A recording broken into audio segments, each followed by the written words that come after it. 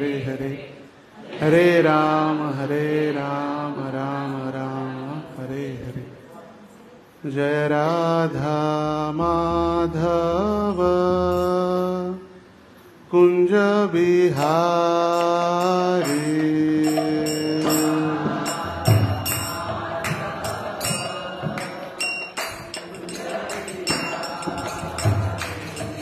जय राधा माधव कुंज बिहारी।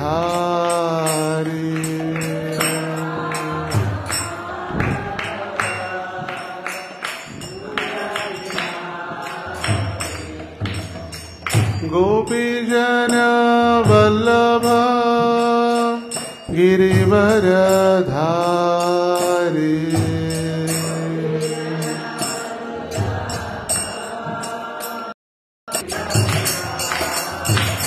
जय राधा माधव कुंज बिहारी।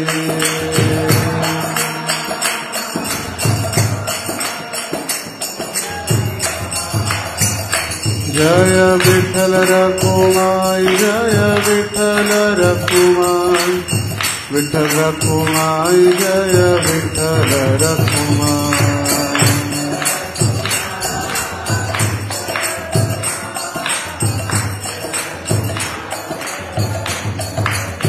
जय राधा दामोदर, राधा दामोदर राधे।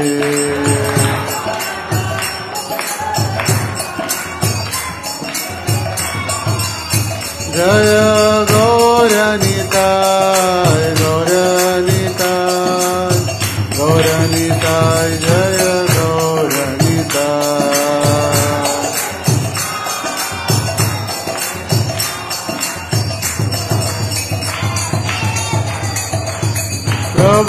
प्रभुपाद, प्रभुपाद, प्रभुपाद, जय जय प्रभुपाद।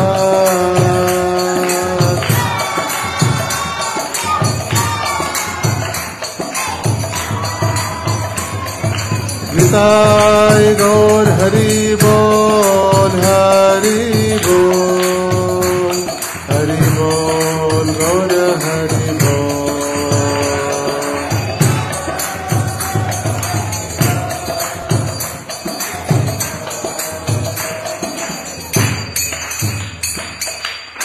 श्री हरिनाम संकीर्तन की जय, श्री श्री राधा दामोदर की जय, श्री श्री गौर निताय की जय, श्रील प्रभुपाद की जय, समवेत गौर भक्त वृंद की जय, निताय गौर प्रेमानंदे हरि हरि बोल। ओम नमो भगवते वासुदेवाय,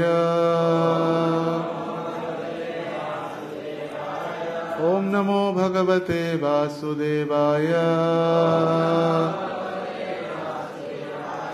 ओम नमो भगवते वासुदेवाय। नारायणं नमस्कृत्यं नरं चैव नरोत्तमं, देवीं सरस्वतीं व्यासं ततो जयं बुद्धिरये। नष्टप्रायेषु भद्रेषु नित्यं भागवत सेवया, भगवतीरुत्तमश्लोके भक्तिर्भवति नैष्ठिकीम्। कृष्णाय वासुदेवाय देवकी नंदनाय च नंदगोपः कुमाराय गोविंदाय नमो नमः।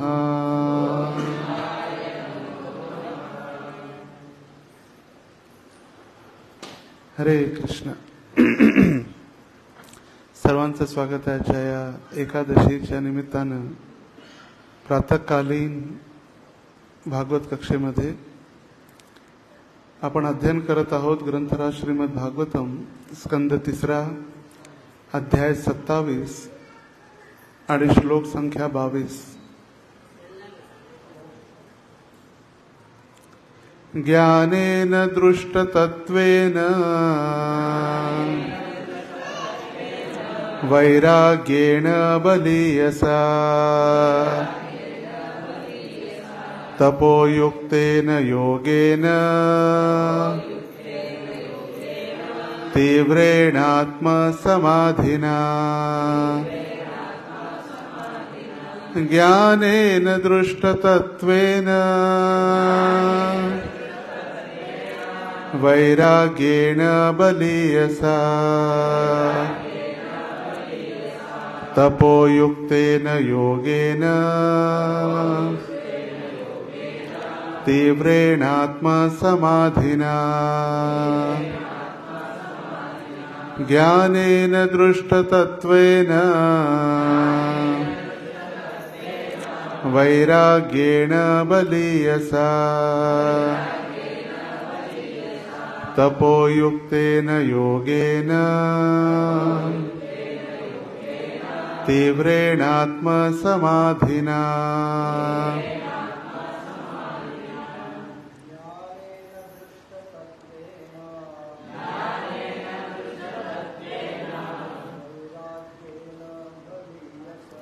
वैराग्येण बलीयसा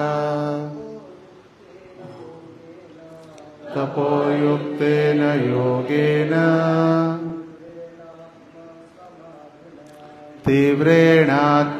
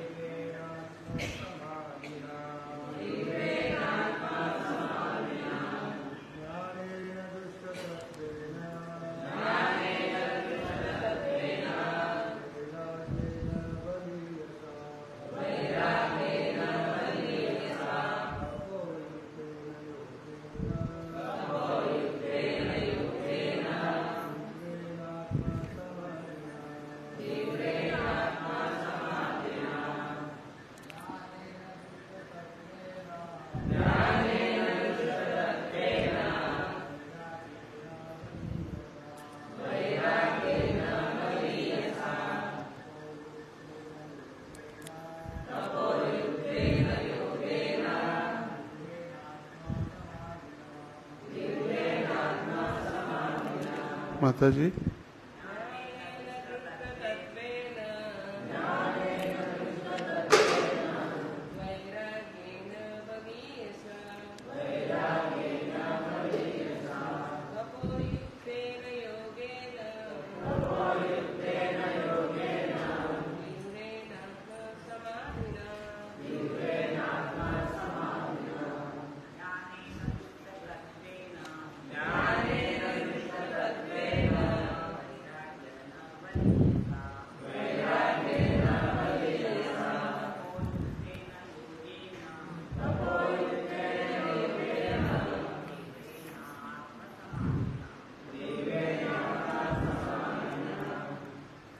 शब्दार्थ माझ्या मागे म्हणा. ज्ञानेन ज्ञानाने, दृष्टतत्त्वेन परम सत्याविषयीच्या दृष्टीने, वैराग्येण वैराग्याने, बलीयसा निश्चयाने, तपयुक्तेन तपश्चर्येत मग्न होऊन, योगेन अष्टांग योगाने, तीव्रेण दृढपणे स्थिर होण्यासाठी, आत्मसमाधीना आत्ममग्नता, आत्मसमाधी. अनुवाद आणि तात्पर्य कृष्ण कृपा श्रीमूर्ती एसी भक्तिवेदांत स्वामी श्रील प्रभुपादांच्या द्वारे. श्रील प्रभुपाद की मनुष्याने या भक्तिमय सेवेचे आचरण निश्चयाने आणि दिव्य ज्ञान व दिव्य दृष्टीने युक्त होऊन केले पाहिजे. आत्मसमाधीमध्ये दृढपणे स्थिर होण्यासाठी त्याने कठोर वैराग्य विकसित केले पाहिजे. तपश्चर्येत मग्न झाले पाहिजे आणि योगाभ्यास केला पाहिजे. तात्पर्य: कृष्ण भावनामय भक्ती सेवेचे आचरण भौतिक भावना किंवा मानसिक तर्कामुळे अंधपणे करता येणे शक्य नाही. येथे विशेष उल्लेख करण्यात आला आहे की मनुष्याने परम सत्याचे दर्शन करून पूर्ण ज्ञानयुक्त भक्तिमय सेवा केली पाहिजे. दिव्य ज्ञानाचा विकास करून आपण परम सत्य काय आहे ते जाणून घेऊ शकतो आणि अशा दिव्य ज्ञान प्राप्तीचा परिणाम वैराग्याने प्रदर्शित होतो. हे वैराग्य तात्पुरते वा कृत्रिम नसून अतिशय सामर्थ्यशाली असते. कृष्ण भावनेची प्रगती भौतिक अनासक्तीच्या वैराग्याच्या प्रमाणात दुगोचर होते. असे म्हटले जाते, मनुष्य जर स्वतःला ऐहिक उपभोगापासून विरक्त करीत नसेल तर तो कृष्ण भावनेमध्ये प्रगत होत नसल्याचे जाणावे. कृष्ण भावनायुक्त वैराग्य इतके दृढ असते की तो कोणत्याही प्रकारच्या मोहमायेमुळे विचलित होत नाही. त्याचबरोबर मनुष्याने पूर्ण तपश्चर्येने युक्त होऊन भक्तिमय सेवा करावी. प्रत्येक महिन्यातील शुक्ल आणि कृष्ण पक्षात येणाऱ्या एकादशीच्या दिवशी तसेच भगवान श्रीकृष्ण, प्रभू श्रीराम, श्री चैतन्य महाप्रभू यांच्या जयंतीच्या दिवशी प्रत्येकाने उपवास करावा. उपवास करावयाच्या अशा अनेक तिथी आहेत. योगेन म्हणजे मन आणि इंद्रिय नियंत्रित करून होय. योग इंद्रिय संयम. योगेन शब्द सुचवतो मनुष्य प्रामाणिकपणे आत्म्यामध्ये रममाण झालेला आहे आणि ज्ञानातील प्रगतीमुळे तो परमात्म्याशी संबंधित आपली स्वरूप स्थिती जाणून घेण्यास समर्थ झालेला आहे. अशा प्रकारे तो भक्ती मार्गावर स्थिर होतो आणि कोणत्याही प्रकारच्या ऐहिक मोहमायेने त्याची श्रद्धा ढळत नाही. ओम अज्ञानतिमिरान्धस्य ज्ञानाञ्जनशलाकया चक्षुरुन्मीलितं येन तस्मै श्रीगुरवे नमः. श्रीचैतन्यमनोभीष्टं स्थापितं येन भूतले स्वयं रूप कदा मह्यं ददाति स्वपदान्तिकम्. वन्देऽहं श्रीगुरो श्रीयुतपदकमलं श्रीगुरून् वैष्णवांश्च श्रीरूपं साग्रजातं सहगण रघुनाथान्वितं तं सजीवं साद्वैतं सावधूतं परिजनसहितं कृष्णचैतन्यदेवं श्रीराधा कृष्णपादान् सहगण ललिता श्रीविशाखान्वितांश्च. नमो विष्णुपादाय कृष्णप्रेष्ठाय भूतले श्रीमते भक्तिवेदान्त स्वामी इति नामिने. नमस्ते सारस्वते देवे गौरवाणी प्रचारिणे निर्विशेष शून्यवादी पाश्चात्यदेशतारिणे. वाञ्छाकल्पतरुभ्यश्च कृपा सिन्धुभ्यैव च पतितानां पावनेभ्यो वैष्णवेभ्यो नमो नमः. जय श्री कृष्ण चैतन्य प्रभो नित्यानंद श्री अद्वैत गदाधर श्रीवासादि गौर भक्त वृंद. हरे कृष्णा कृष्णा कृष्णा हरे हरे हरे राम राम राम हरे हरे. हरे कृष्ण. सर्वांचं स्वागत आहे आजच्या या पवित्रोपान एकादशीच्या शुभ दिवशी श्रीमद भागवत कक्षेमध्ये श्रावण मास आणि श्रावणातील एकादशी या ठिकाणी माता देवहूती आणि कपिल देव यांच्यामध्ये संवाद चालू आहे. भागवतमच्या तृतीय स्कंदाची विशेषता यामध्ये अधिक किंवा सर्वात जास्त जे उपाख्यान आहे हे देवहूती आणि कपिलदेव यांच्यामधील संवाद आहे. कपिलदेव हे भगवंतांचे अवतार असून स्वयं भगवान देवहूती मातेच्या गर्भातून प्रकट झालेले आहेत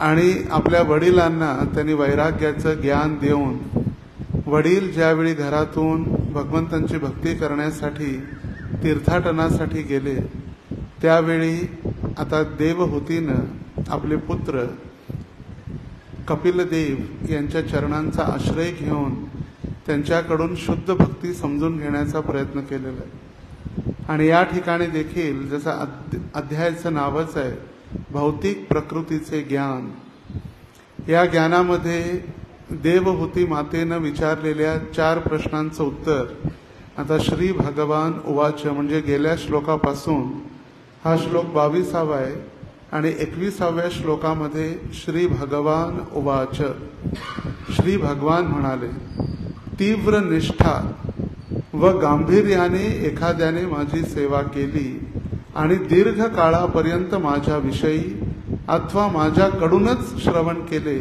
तर त्यास मोक्ष मिळू शकेल. अशा रीतीने आपली विहित कर्तव्ये आचरली तर त्यामुळे कोणतीही प्रतिक्रिया निर्माण होणार नाही आणि जड प्रकृतीच्या प्रदूषणातून तो मुक्त होईल.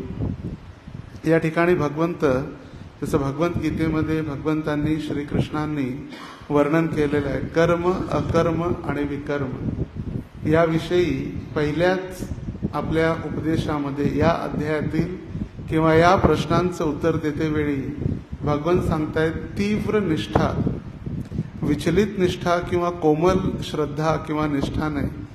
विचलित निष्ठा म्हणजे जी श्रद्धा आहे ती श्रद्धा आता तीव्र झालेली, कोमल श्रद्धा आता ती तीव्र झाल्यानंतर ती आता निष्ठेमध्ये तिचं परिवर्तन झालेलं. कोमल श्रद्धा म्हणजे आपण कुणाच्याही सांगण्यावरून किंवा कुणाच्याही म्हणण्यावरून आपण डळमळीत होऊ शकतो, त्याला म्हटलेलं आहे कोमल श्रद्धा. श्रद्धा आहे भगवंतांविषयी पण ती डळमळीत होते कधीही. जसं एखाद्या पंख्याखाली एखादा जर आपण कागद ठेवला किंवा एक कागदाचा तुकडा ठेवला तर तो उडून जाणार की नाही. पंख्याचा खाली जर कागदाचा तुकडा ठेवला तो निश्चित उडून जाणार, पण त्याच्यावर ज्ञानाचं जर वजन किंवा दगड किंवा एखादी वस्तू ठेवली तर तो उडत नाही. त्याच पद्धतीने आपण सुद्धा त्या कागदाप्रमाणे आहोत आणि ज्ञानाचं वजन किंवा ज्ञानाचा भार किंवा गुरुत्व जे आहे भगवंतांविषयी ज्ञानाचं भंडार किंवा भगवंतांविषयी ज्ञान जोपर्यंत नाही तोपर्यंत आपण सुद्धा मायेच्या हवेमध्ये उडून जाणार. आणि म्हणून जे व्यक्ती किंवा जे भक्त भगवंतांविषयी ज्ञान प्राप्त करत नाहीत ते तथाकथित कधीही त्यांचं पथभ्रष्ट होऊ शकतं, कारण का भगवंतांविषयी ज्ञानच नाही. मग कुणीही काही सांगितल्यानंतर ते डळमळीत होतं. जसं कोणी सांगितलं अरे इथं तर काय रोगराई बरी होत नाही, चला दर्ग्यात चला, दर्ग्यात ताईत बांधा, मग तिथं किंवा जादूटोणा करणारे पोटात काहीतरी औषध आहे ते मग उलटी करून काढण्यासाठी किंवा औषधोपचार करण्यासाठी. याचा अर्थ भगवंतांवरती पूर्णपणे श्रद्धा किंवा अतूट विश्वास, त्याला निष्ठा जी म्हटलेली आहे ती नाही. राखे कृष्ण मारे के, मारे कृष्ण राखे के. आपला अर्थ भगवंत आहेत पण भगवंत आपली मदत करतील नाही करतील म्हणून आपण देवी देवतांजवळ इतर बाबाजवळ दर्ग्यामध्ये आपण पोचतो. याचा अर्थ भगवंतांवर 100% पूर्ण विश्वास आपल्याला नाही आणि त्यालाच म्हटलेला आहे श्रद्धा. भगवान म्हणतायत तीव्र निष्ठा आणि गांभीर्यानं, डळमळीत होऊन फक्त फेस्टिवल टू फेस्टिवल आयाराम गयाराम असं नाही, गांभीर्यानं गंभीरतेनं आपण ज्ञानाने भगवंतांना स्वीकारणं, अंधश्रद्धा म्हणून नाही. भक्तिमय सेवा आणि दीर्घ काळापर्यंत माझ्याविषयी अथवा माझ्याकडून श्रवण केले तर त्याला मोक्ष प्राप्त होऊ शकते. तर भक्ती सिद्धांत सरस्वती ठाकूरांना प्रश्न विचारला, तुम्हाला भक्तीमध्ये स्थिर होण्यासाठी किंवा भक्तीमध्ये व्यवस्थित सेवा करण्यासाठी किती वर्ष लागली? तर भक्ती सिद्धांत सरस्वती ठाकूरांना स्थिर होण्यासाठी 15 वर्ष लागली. किती? 15. मग त्यांची 15 म्हणजे आपली 60 असतील.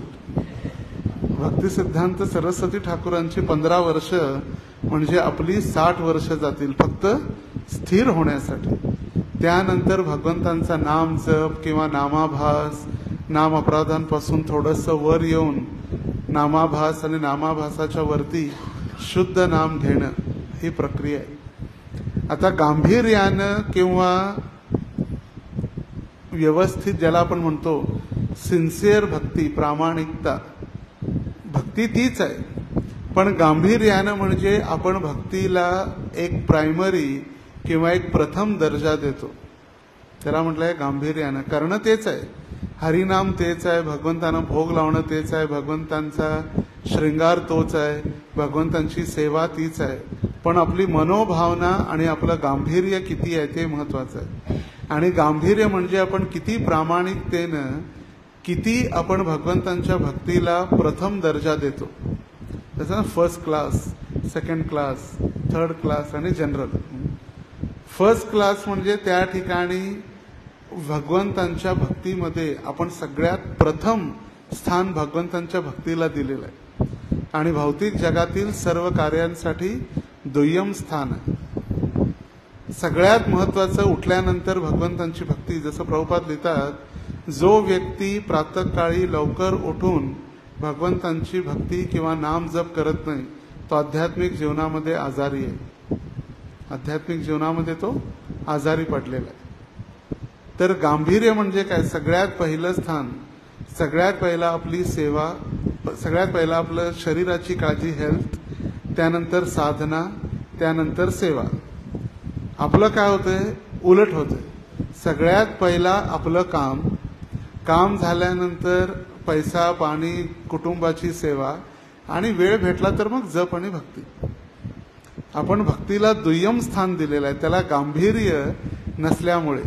आणि म्हणून भगवान त्या ठिकाणी लिहित आहेत, गांभीर्यानं एखाद्याने माझी भक्तिमय सेवा केली आणि दीर्घ काळापर्यंत, फक्त आठवड्यातून एकदा, एकादशी ते एकादशी किंवा रेग्युलर, मी पण भागवत ऐकतो, रेग्युलर ऐकतो, जन्माष्टमी ते जन्माष्टमी, नित्यम भागवत सेवया. दीर्घ काळापर्यंत, छोट्या काळापर्यंत नाही, दीर्घ काळापर्यंत ऐकल्यानंतर कुणाविषयी?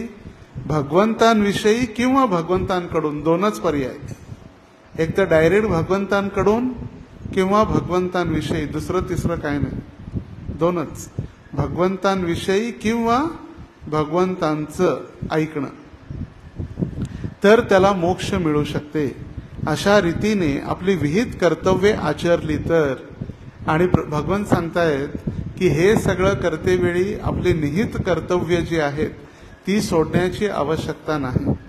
जो ज्या ठिकाणी आहे, एखादा व्यक्ती जर गृहस्थ आश्रमामध्ये स्थित असेल तर गृहस्थ आश्रमाच्या नियम आणि कर्तव्यांचं पालन करून, ब्रह्मचारी आश्रमामध्ये ब्रह्मचारी नियम आणि कर्तव्यांचं वहन करून, त्याच पद्धतीनं मग तो क्षत्रिय असो किंवा संन्यासी असो, प्रत्येक जणांनी आपापल्या कर्मांचं वहन करते वेळी भगवंतांची भक्ती करणं आवश्यक आहे.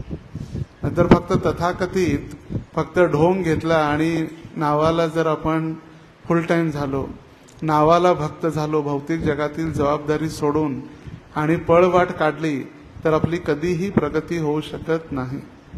जो व्यक्ती भौतिक जगामध्ये जिम्मेदारीनं आपली जबाबदारी सांभाळतो तोच व्यक्ती आध्यात्मिक जगामध्ये देखील जिम्मेदारी आणि भक्तिमय सेवा करू शकतो. भौतिक जगामध्ये जे असे टंगळमंगळ किंवा टाइमपास करणारे लोक आध्यात्मिक जगात पण टाइमपासच करतात.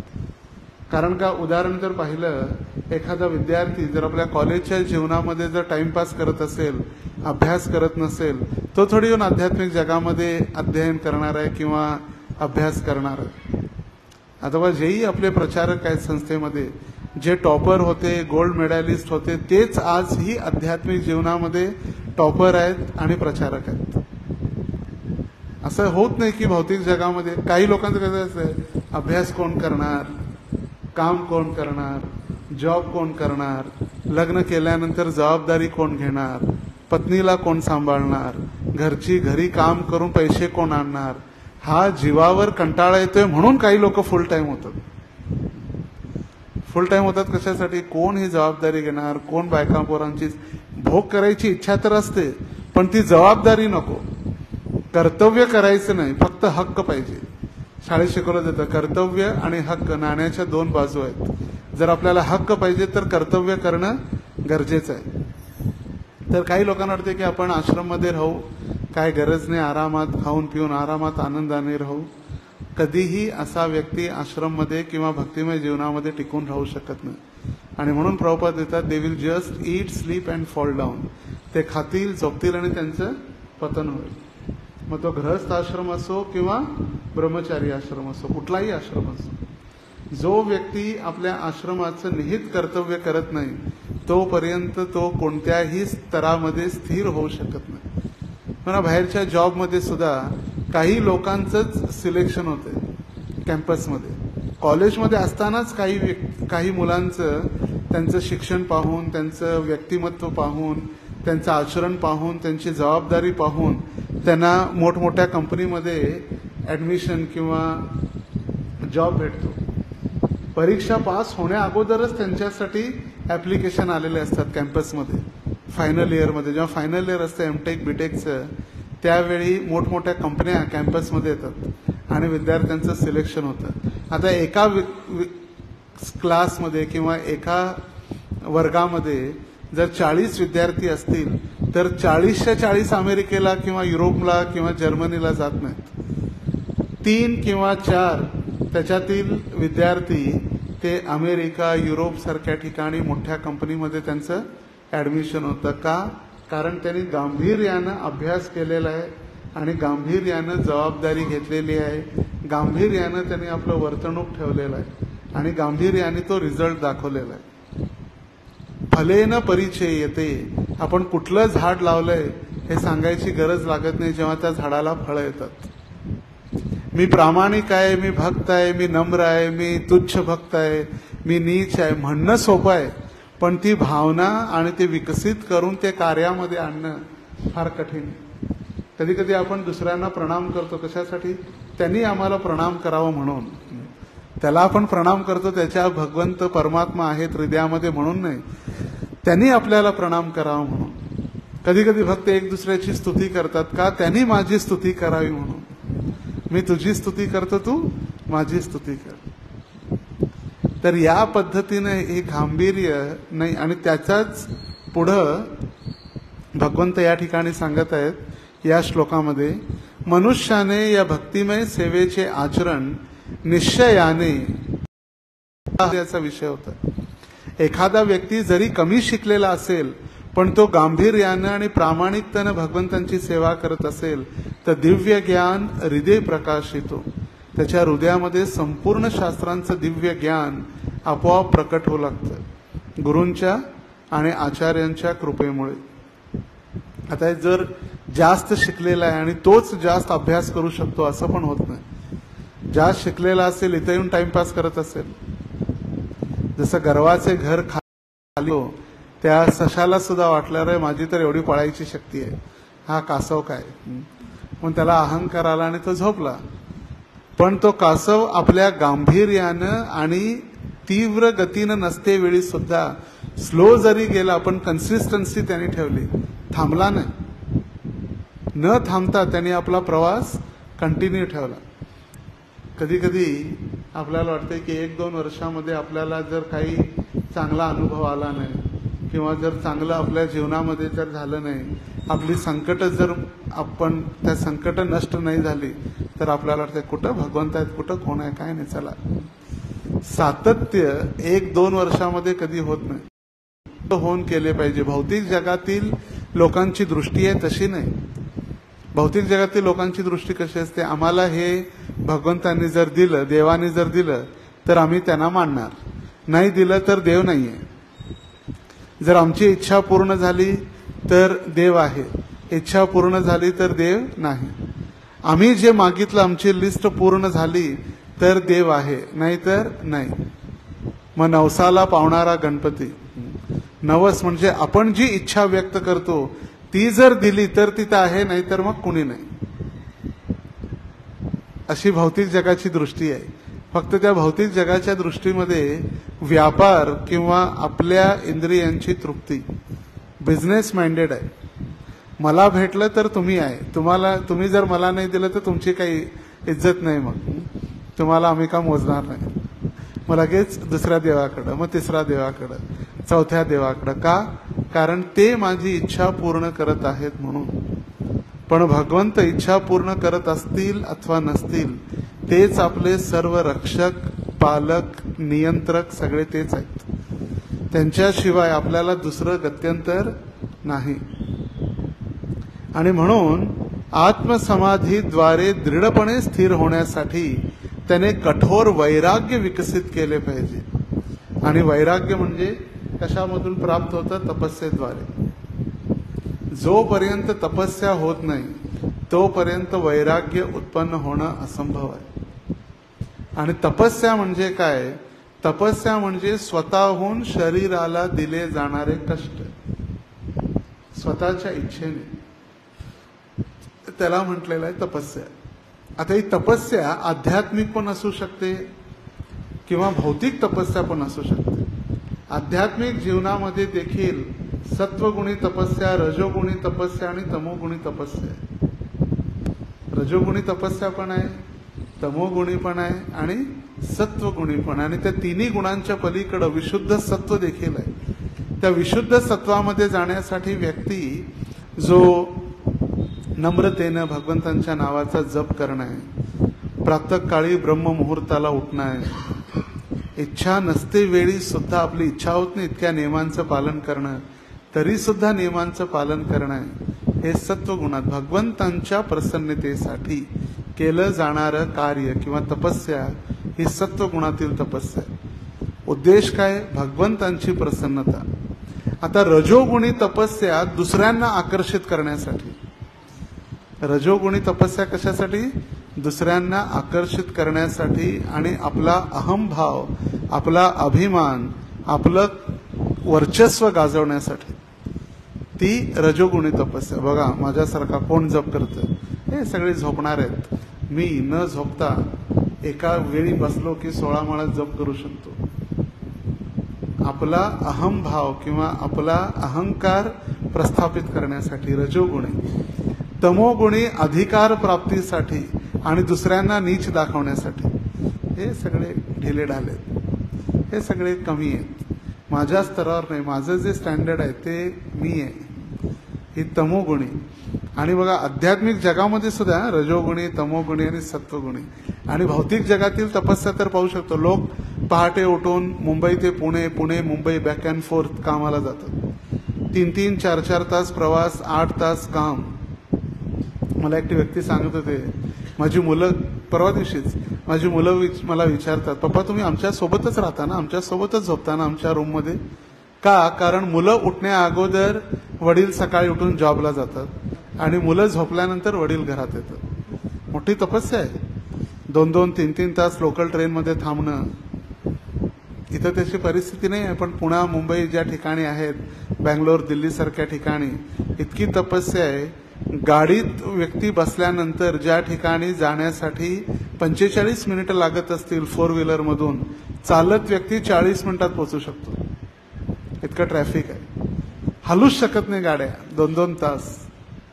इतकं हेवी ट्रॅफिकमुळे गाड्या हलत नाही, ती तपस्या. गाडीत बसायला जागा नाही, उभारणं 2-2 तास, ती तपस्या. गाड्यांचा धूर, ती तपस्या. मालकांच्या शिव्या खाणं, ती तपस्या. घरी आल्यानंतर मुलांच्या आणि बायकोंचा प्रसाद स्वीकारणं, ती तपस्या. तपस्या हेच कुठं नाहीये तपस्या.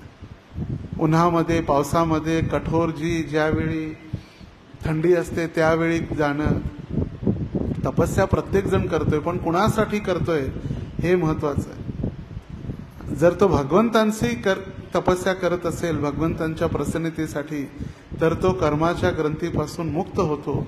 आणि त्या उलट स्वतःसाठी जर तपस्या करत असेल तर तो स्वतःच्या कर्माच्या ग्रंथीमध्ये आपल्याला स्वतः बांधून घेतो.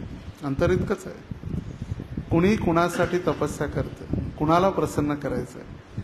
जसं एखादं फूल जे आहे, एखादा जर तरुण युवक त्या फुलाला पाहिल्यानंतर त्याला वाटतं की हे मी जर माझ्या प्रेयसीला दिलं तर ती प्रसन्न होईल. तेच एका पतीला वाटतं की माझ्या पत्नीला दिलं तर ती प्रसन्न होईल. एक साधूला वाटतं ते भगवंतांच्या चरणी जर अर्पण केलं तर भगवंत प्रसन्न होतील.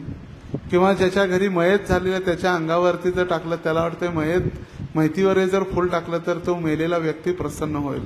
पण मेलेल्या व्यक्तीच्या अंगावर फुलं टाका, निखारे टाका किंवा दगड टाका, त्याला काहीही फरक पडत नाही. कारण का त्याच्यातून आत्मा निघून गेलेला आहे. मग आपण कितीही सुंदर अत्तर मारलं आणि कितीही गुलाबांचं डेकोरेशन जरी केलं, काही फरक पडत नाही. मंडनम लोकरंजनम. एकदा मेलेल्या व्यक्तीला कितीही आपण सजवलं, काहीच फरक पडत नाही. मग तपस्या भगवंतांच्या चरणी ज्यावेळी होते, आणि इथं कपिल देवांनी स्पष्ट केलेलं आहे, घरदार सोडून आपल्या निहित कर्तव्य सोडून पळवाट काढण्याची काही आवश्यकता नाही. पळवाट काढण्याची काहीच आवश्यकता नाही. ज्या ठिकाणी आपण आहोत त्या ठिकाणी गांभीर्यानं स्थिरतेनं भगवंतांविषयी ऐकून किंवा भगवंतांकडे ऐकून प्रामाणिकतेनं भगवंतांची जर सेवा केली, वैराग्य विकसित करून. आता ज्यावेळी भक्ती व्यवस्थित होते त्यावेळी ज्ञान आणि वैराग्य आपोआप जन्माला येते. ते स्पेशली त्याच्यासाठी दुसरा खटाटोप किंवा प्रयत्न करण्याची गरज नाही. स्वाभाविक जो व्यक्ती प्रामाणिक भक्ती करतो त्याची स्वाभाविक वैराग्य आणि ज्ञान त्याच्या हृदयामध्ये उत्पन्न होतं. जो व्यक्ती प्रामाणिकपणे भक्ती करतो त्याला भौतिक इच्छा हळूहळू नष्ट होऊ लागतो. जो व्यक्ती भगवंतांना प्रामाणिकपणे चांगल्या पद्धतीनं व्यंजन किंवा भोजन अर्पण करतो, त्याची स्वतःची जी इच्छा असते खायची, ती स्वाभाविक हळूहळू नष्ट होऊ लागते. ज्यावेळी भगवंतांना आपण प्रामाणिकतेनं भोग लावतो आणि प्रेमानं, त्यावेळी स्वतःची भौतिक जगामध्ये खायची इच्छा आहे, स्वादिष्ट व्यंजन, ती कमी होते. जिव्हेर लालसा इति उतिधाय शिष्णोदर परायण कृष्ण नाही पाय. जे भौतिक जगातील लोक इकडं तिकडं चाललेले आहेत, पळालेले आहेत, त्यांच्या जिभेला, पोटाला आणि जनेंद्रियांना संतुष्ट करण्यासाठी ते भगवंतांना कधीही प्राप्त करू शकत नाहीत. शिष्णोदर परायण कृष्ण नाही पाय. कधीच कृष्णाची प्राप्ती होऊ शकत नाही. आणि म्हणून सांगितलंय, जो व्यक्ती भगवंतांना नैवेद्य दाखवतो शुद्धतेनं किंवा प्रेमानं, त्याची इच्छा खायची कमी होते, स्वादिष्ट व्यंजन. जो व्यक्ती भगवंतांचा शृंगार करतो प्रामाणिकतेनं आणि प्रेमानं, त्याची तयार होऊन भौतिक समाजामध्ये मिरवायची इच्छा हळूहळू कमी होते. आणि जर ती भौतिक इच्छा वाढत असेल, याचा अर्थ आध्यात्मिक जीवनामध्ये काहीतरी गडबड आहे. Material life and spiritual life go ill together. आध्यात्मिक जीवन आणि भौतिक जीवन दोन्ही एकत्र कधी जाऊ शकत नाही. मला भोग पण करायचा आहे, मला भक्ती पण करायची आहे, दोन्ही कधीच होऊ शकत नाही. जसं 7वा नाम अपराध आहे, नामनो बलात् यस्यहि पाप बुद्धी. नामाच्या बळावरती पाप करणं. सकाळी मंदिरात येऊन मंगलारती करणं, जप करणं, सेवा करणं, 9 वाजता प्रसाद घेतला की बाहेरच्या जगामध्ये आम्ही हिरो झालो. का? मी सकाळी जप केलाय, भक्ती करतो की मी. भक्ती केली की मग सगळं नील होतं, मी पाप जे कार्य केलेलं. असं कधीच होत नाही. नामनो बलात् यस्यहि पाप बुद्धी. नामाच्या बळावरती पाप करणं.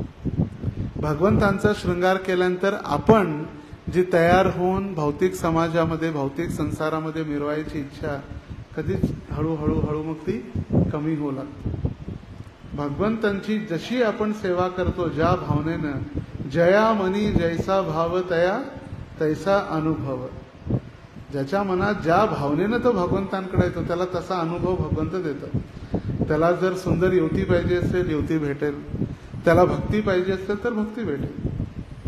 आणि तेच भगवंतांनी भगवद्गीतेत सांगितलेलं आहे, ए यथा माम प्रपद्यन्ते ताम सतैव भजाम्यहम. जो ज्या भावनेनं माझ्या जवळ येतो त्याच भावनेनं मी त्याच्याशी आदान प्रदान करतो. ज्याला वाटत असेल मला भगवंतांची कृपा प्राप्त करायची इच्छा आहे, त्याला कृपा प्राप्त होईल. ज्याला प्रसिद्धी प्राप्त करायची आहे, असं म्हणतो फेस्टिवल डिवोटी, प्रसिद्धी प्राप्त करायची,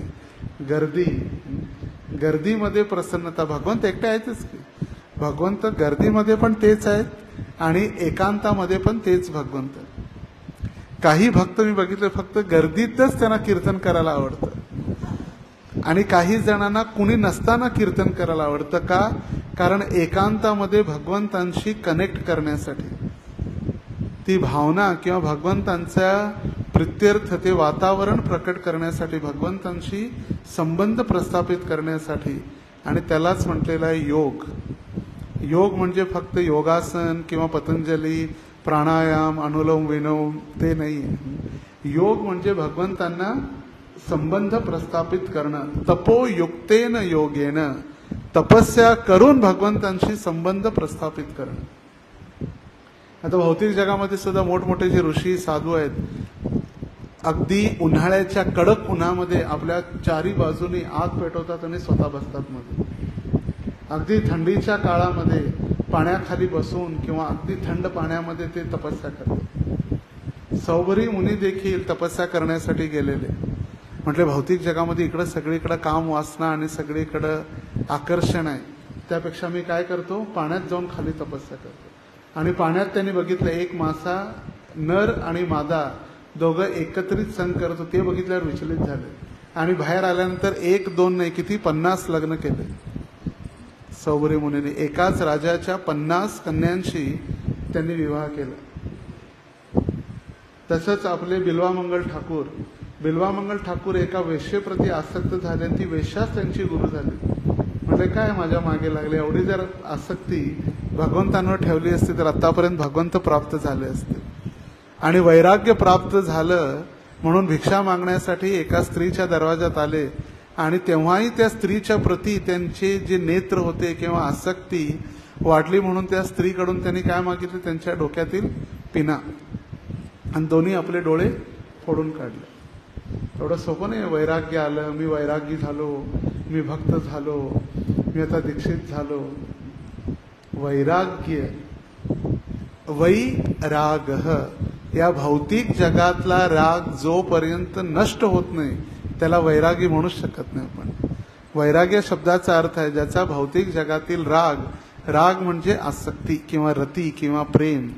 जी रती भौतिक जगातील नष्ट झाल्यामुळे त्याला भगवंतांच्या प्रती प्रेम उत्पन्न होतं, त्याला म्हटलेलं आहे वैरागी. मग त्या वैराग्यासाठी एक आकाशच त्याचे कपडे आहेत आणि पृथ्वी त्याचं घर आहे. मग ते काय कपडे घातले, एकदम व्यवस्थित आहे की नाही, कडक आहे की नाही, ते काहीच राहत नाही. मग त्याच्यासाठी आता तर पूर्णपणे भगवंतांसाठी. पण प्रभुपादांनी आपल्याला प्रचारासाठी फर्स्ट ड्रेस देन ॲड्रेस म्हटलेलं आहे. आपला पहिला पोशाख, आपलं पहिलं दर्शन आणि त्यानंतर मग आपली वाणी. त्यासाठी आपण व्यवस्थित सभ्य माणसाप्रमाणे राहतो. नाहीतर एवढं व्यवस्थित किंवा टापटीप राहण्याची काही आवश्यकता नाही. भगवंतांच्या भक्तीसाठी वैराग्यासाठी आकाशच त्याचे कपडे आहेत आणि पृथ्वी त्याचं घर आहे. तो काही कुठेही राहू शकतो, काही करू शकतो. प्रभुपादाने एका रिपोर्टरने विचारलं, स्वामीजी एवढे मोठमोठे मंदिरं बांधण्याची काय गरज आहे? लोक मरतायत, त्यांना खायला नाही, ते भुकेलेले आहेत, त्यांना खायला द्या, हॉस्पिटल बनवा, काय गरज आहे मोठमोठ्या मंदिरांची? स्वामीजी म्हटले, मी झाडाखाली बसून पण तपस्या करू शकलो असतो. जर एवढं मोठं मंदिर बांधलं नसतं तर तुझ्यासारखे रिपोर्टर माझ्याकडे आलेच नसते इंटरव्ह्यू घ्यायसाठी. झाडाखाली बसलेल्या साधूला कोणी विचारतंय का? नाही. तेच जर मोठे साधू जर असले, मोठं मंदिर, मोठे फॉलोअर, मोठा काहीतरी चमत्कार करणारे, तर लगेच मग त्या ठिकाणी रिपोर्टर तयार येतात इंटरव्ह्यू घेण्यासाठी. आता आज पण समाजामध्ये जे नम्रतेनं भक्ती करत आहेत किंवा प्रचार करत आहेत किंवा साधना करत आहेत, त्यांचं कधी न्यूजमध्ये किंवा इन्स्टावरती किंवा कुठं पब्लिसिटी होते का सोशल मीडियावरती? नाही. जे चमत्कारिक आहेत, ज्यांचे लाखो फॉलोअर आहेत, जे प्रसिद्ध आहेत त्यांना सगळे लोक फॉलो करत असतात. काही भक्त असे पण आहेत त्यांना काही देणं घेणं नाही समाजाशी किंवा आपल्या भौतिक जगाशी. जसं ज्वलंत उदाहरण सीता माता आहेत पंढरपूरमध्ये. त्यांच्या पतीचं देहांत झाल्यानंतर शिरडोन माताजींचं गाव आहे, शिरडोन, सांगली रस्त्यावर.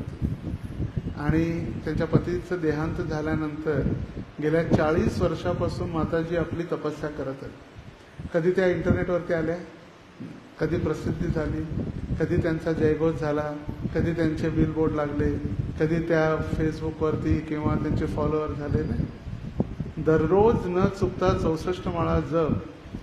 त्यांना विचारलं 64 कशासाठी? ते म्हणजे 64 म्हणजे माझे 16, माझ्या पतीचे 16, असे त्यांचे 16 कोट आहे. 64 माळा जप आजही आपल्या हाताने बनवून घेतलेला प्रसाद भगवंतांना अर्पण करून आणि आपली भक्ती, बस. काहीच देणं घे. असेही भक्त आहेत, त्यांना कोणी फॉलो करतं का? कधीच नाही. पण असेही भक्त आहेत ज्यांना मोक्ष प्राप्त होऊ शकतं. कारण त्यांनी काय केलं, एकतर भगवंतांचं ऐकलंय आणि भगवंतांविषयीच भक्तांकडून ऐकलेलं आहे. कधीच भौतिक जगामध्ये त्यांची प्रसिद्धी, त्यांचं नाव, लौकिकता किंवा कधीही त्या प्रसिद्धीसाठी मागे कधीच पडल्या नाही. आज जेही आपण पंढरपूर पाहतोय त्यांची कृपा किंवा त्यांच्या तपस्येचं फळ आहे. त्यावेळी फक्त शेतीमध्ये असणारे मोठमोठे प्राणी किंवा हिंसक पशु, साप इत्यादी. कन्स्ट्रक्शन, जो ब्रह्मचारी आश्रम आहे आत्ता, एक मोठी बिल्डिंग, जुनी सगळ्यात मोठी बिल्डिंग, जी कृष्ण कन्हैया प्रभू, सीता माता, महाविष्णू प्रभू त्यांनी आपल्या डोक्यावरून विटा, वाळू आणि चंद्रभागा नदीतून पाणी आणून ते बांधलेलं. आणि त्या पद्धतीनं, त्या प्रेमानं किंवा शक्तीनं ते बांधलं. त्या बिल्डिंगला आज एकही क्रॅक अजून पडलेला नाही. त्यानंतरच्या किती बिल्डिंग ज्या मोठमोठ्या झाल्या, किती क्रॅक पडले, पाणी टपकणं चालू झालं. तपस्या केलेली आहे भक्तांनी, म्हणून तर ते आज टिकून आहेत. आणि जे असेच वर करणी राहिले ते आले पण आणि गेले पण. किती येतात, किती दीक्षा, हजारो लोक दीक्षा घेतात, पण हजारो टिकून राहतात का? हजारो लोक भक्तीमध्ये येतात पण ते टिकून राहतात का? टिकून राहण्यासाठी ज्ञान, वैराग्य आणि गांभीर्य आवश्यक आहे.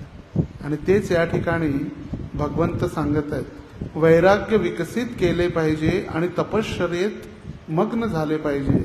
आणि योगाभ्यास म्हणजे भगवंतांच्या भक्तीविषयी ज्ञान. तर प्रभुपाद या ठिकाणी सांगत आहेत, आपल्यासाठी तपस्या म्हणजे काय?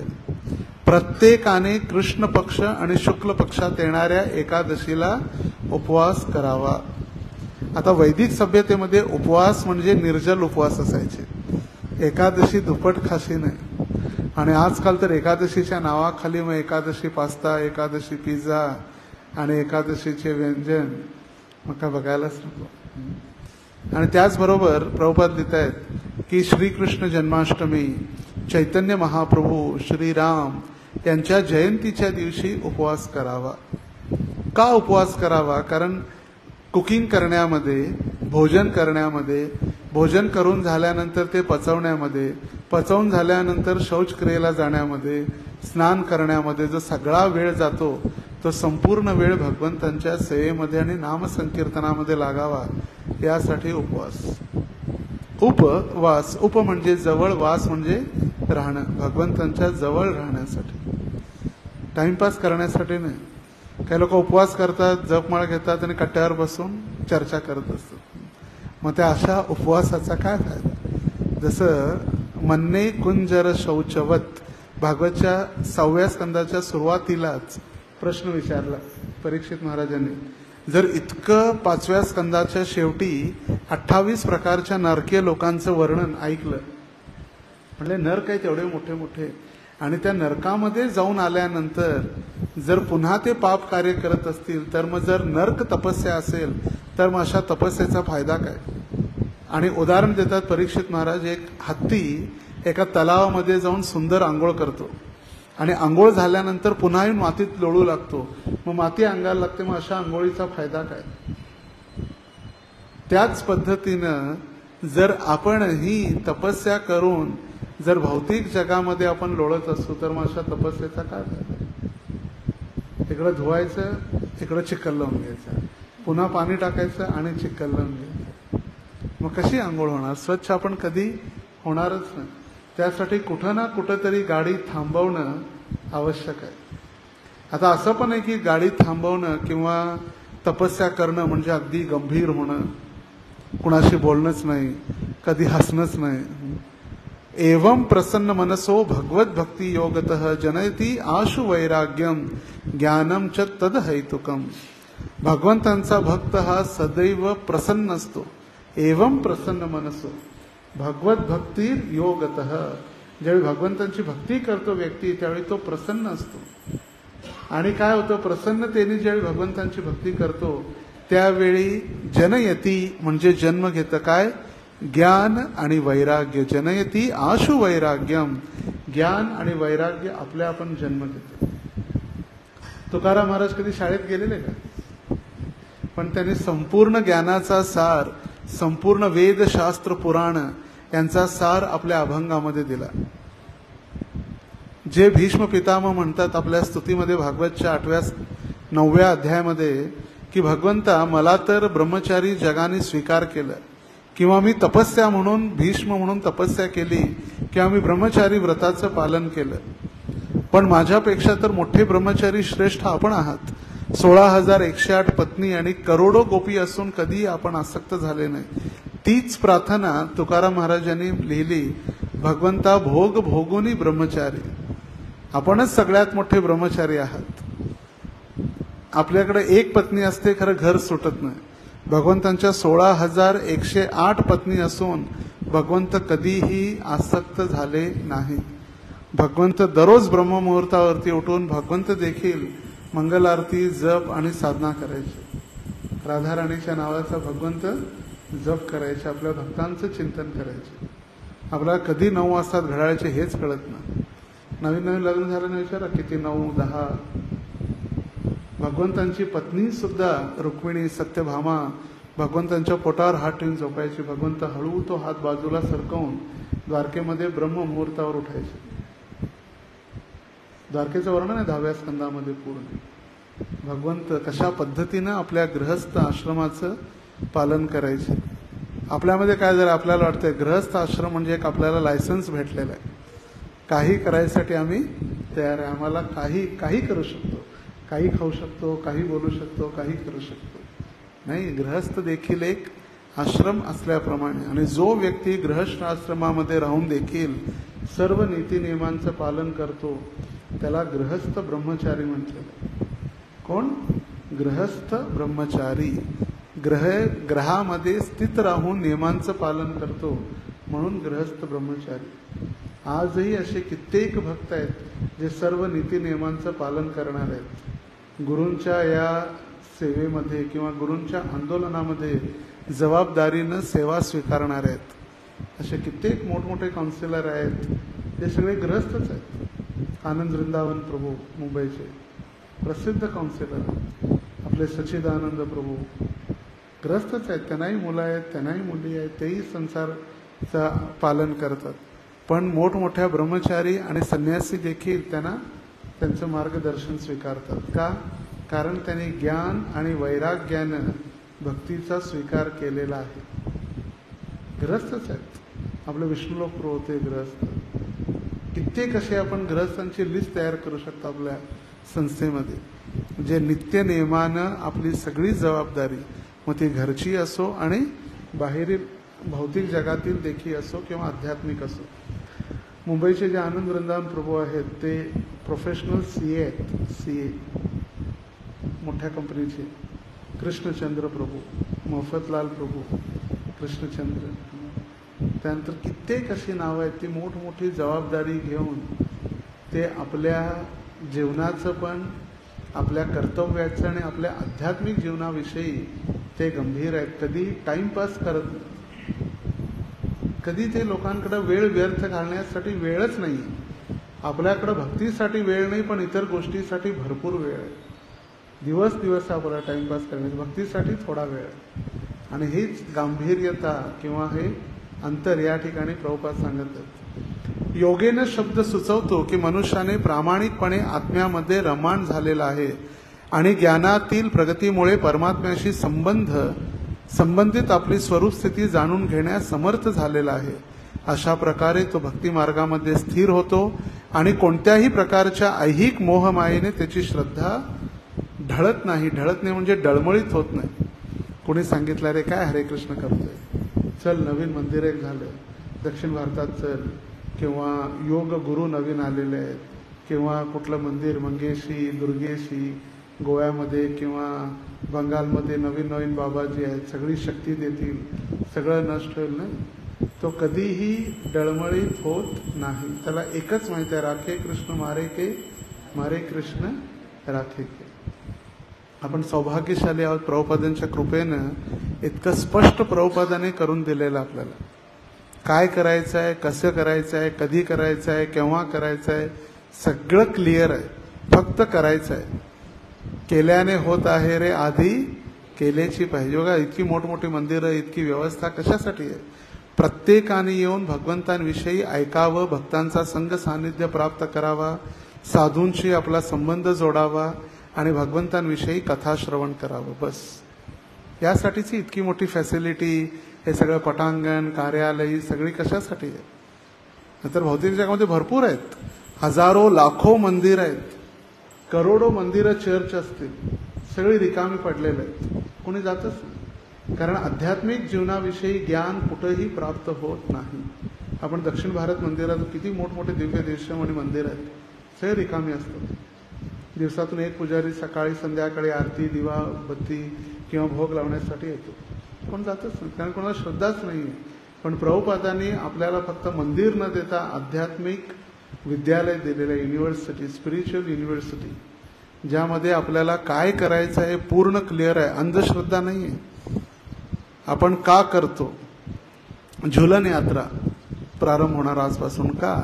कारण जी ह्युमिडिटी वाढलेली जी आहे, त्या ह्युमिडिटीमध्ये एकच पर्याय, पंखा किंवा झुलन यात्रेत झुलन केल्यानंतर येणारी हवा. प्रभुपादांनी जयपताका महाराजांना एक पत्रामध्ये लिहिलेलं होतं, हा झुलन यात्रा किंवा वेगवेगळे उत्सव जे आहेत भगवंतांच्या लीलेमध्ये भाग घेण्यासाठी आपल्याला मदत करणारे आहेत. आणि झुलन यात्रेच्या वेळी आपण भगवंतांना सुंदर असा शृंगार करावा दररोज.